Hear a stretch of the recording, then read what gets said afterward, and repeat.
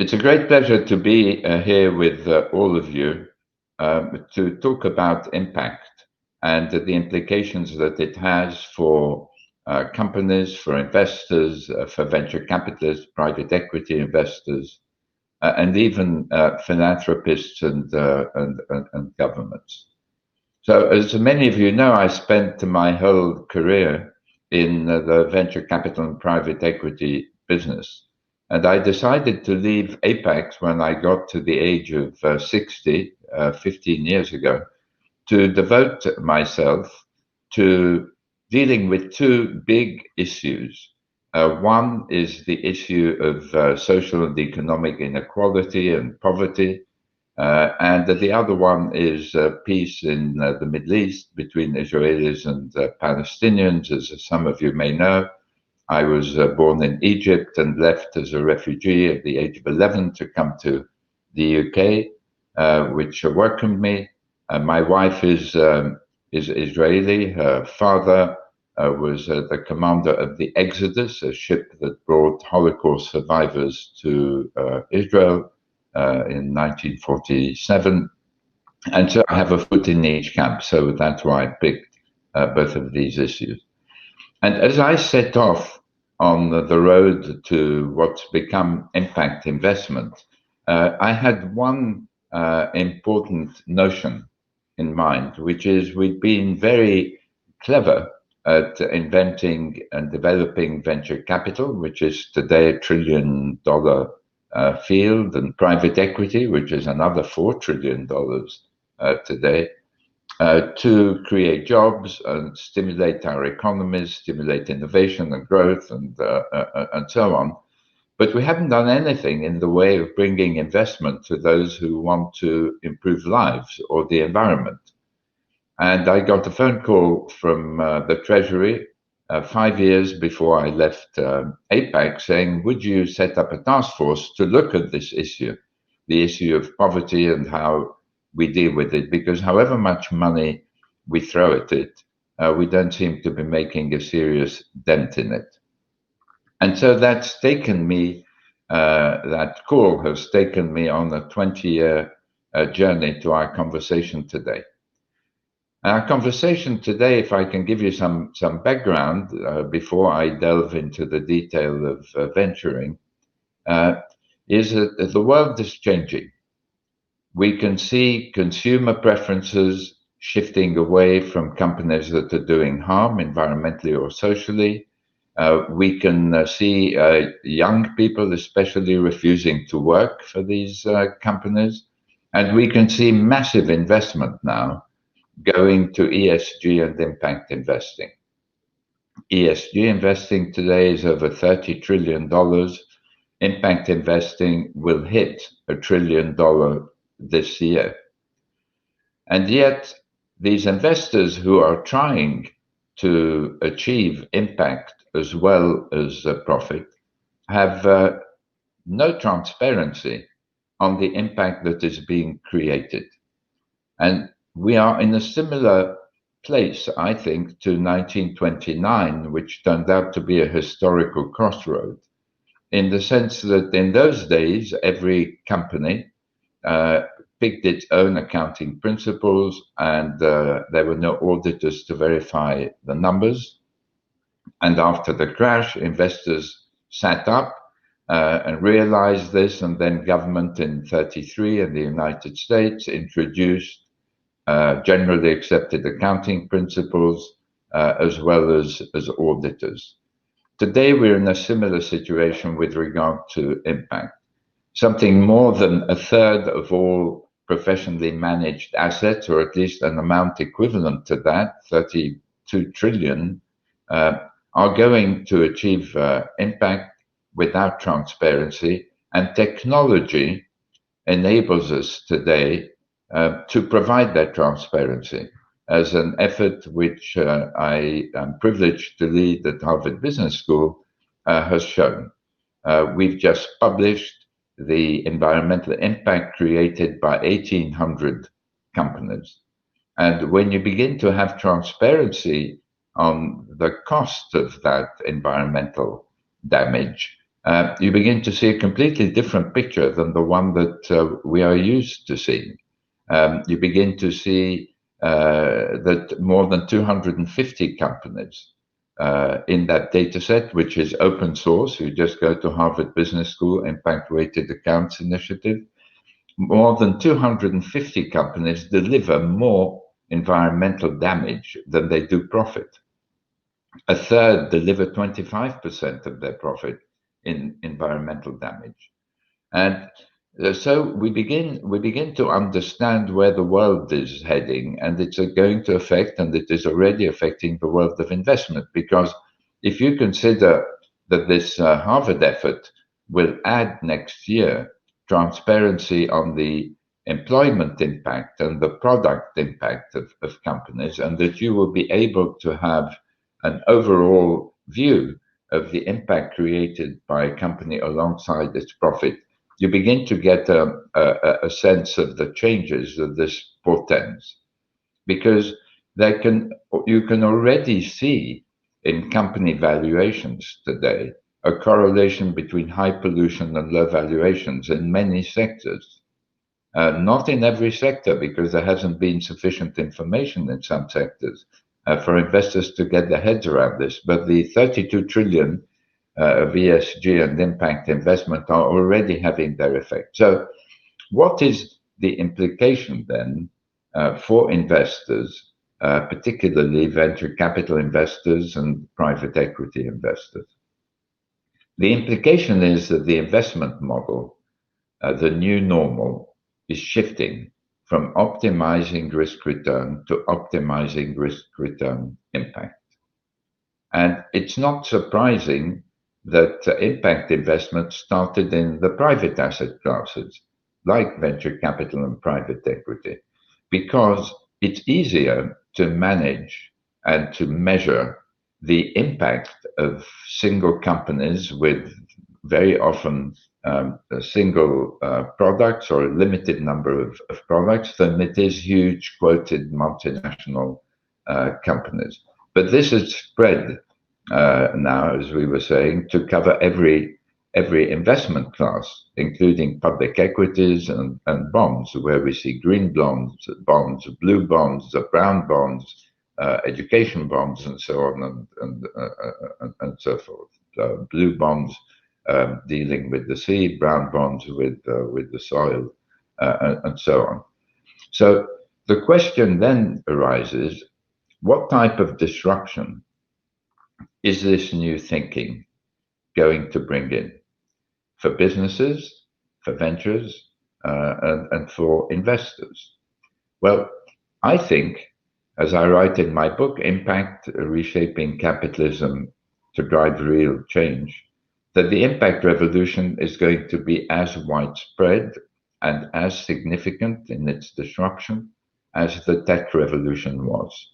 If the tech revolution has created the water on which every ship must sail today, I think impact will be another layer of water on top of tech, doing exactly the same thing. And the essence of it is expressed by companies like Tesla.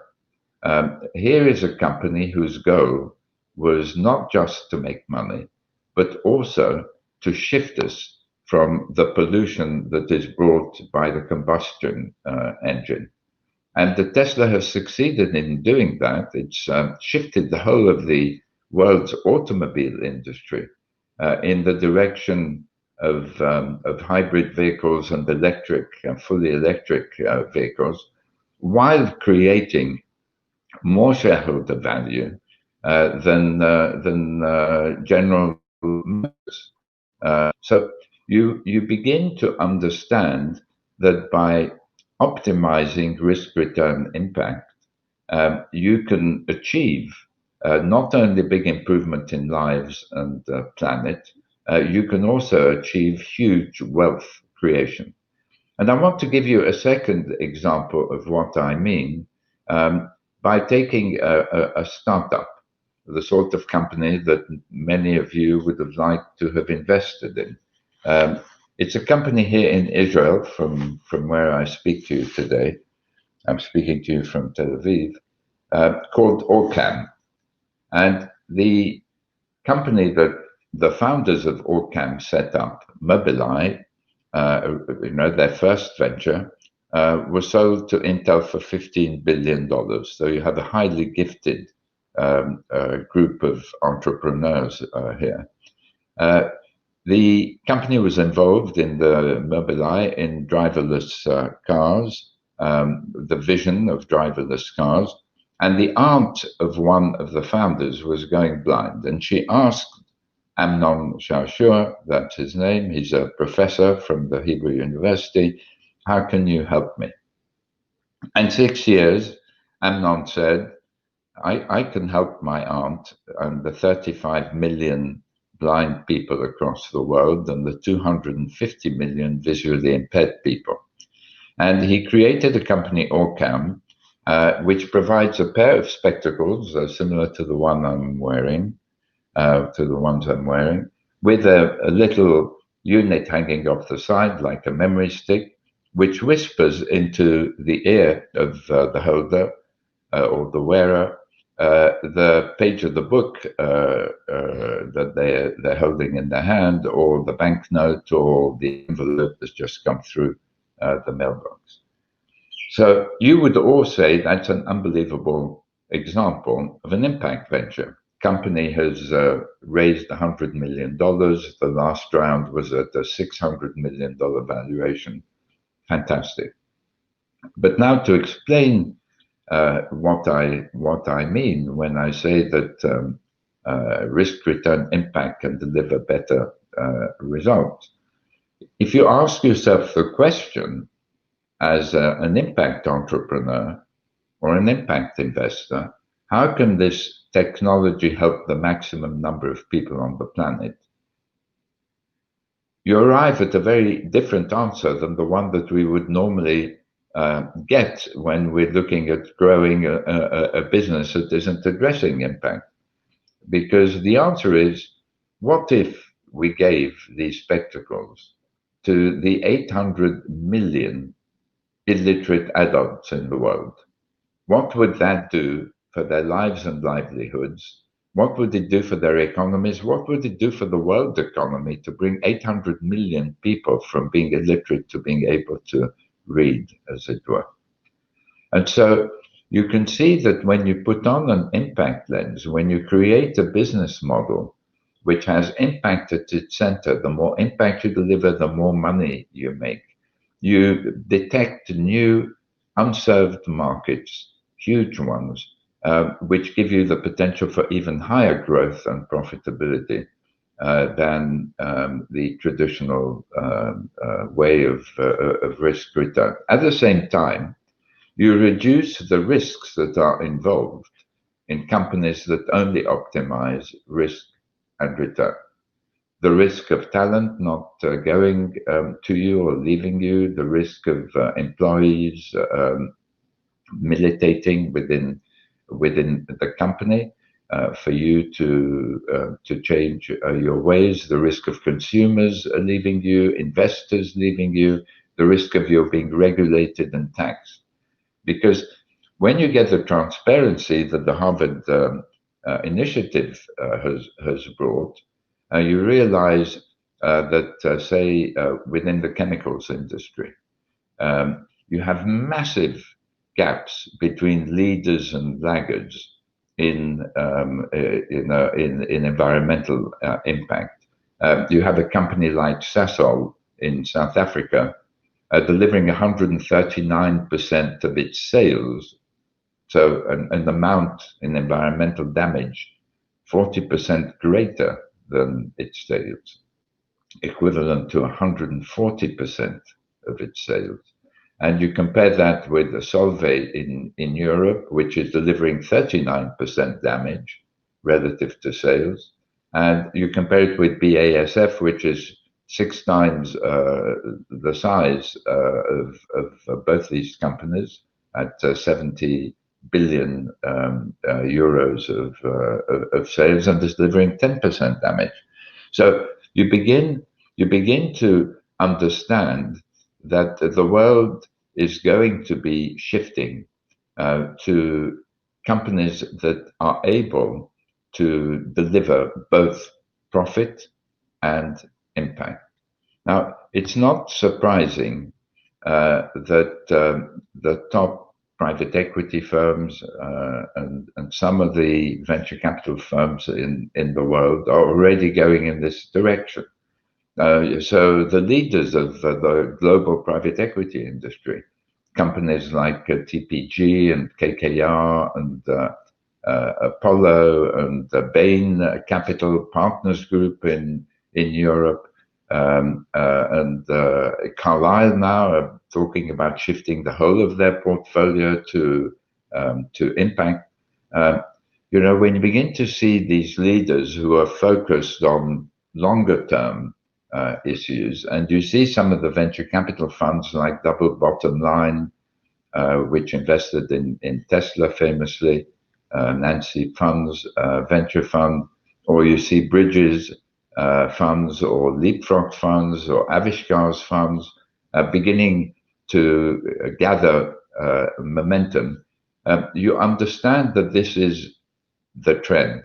Investors are pushing for it today, and the talent is going to be there. So the catalyst for bringing about this change in the world is going to be the publication of impact-weighted accounts. What does that mean? It means you take the financial accounts of a company and you deduct from its costs the positive impacts that it creates, and you add to its costs the negative impacts that it creates. And so you begin to see how sectors, the airline industry as an example, having their profits more than wiped out by the environmental impacts that they create. Some of that will be compensated for by positive employment impact and positive product impact. But we begin to be able to compare companies and to create a race to the top. So that's the world we are embarked on reaching, and I'll be delighted to answer any questions you have.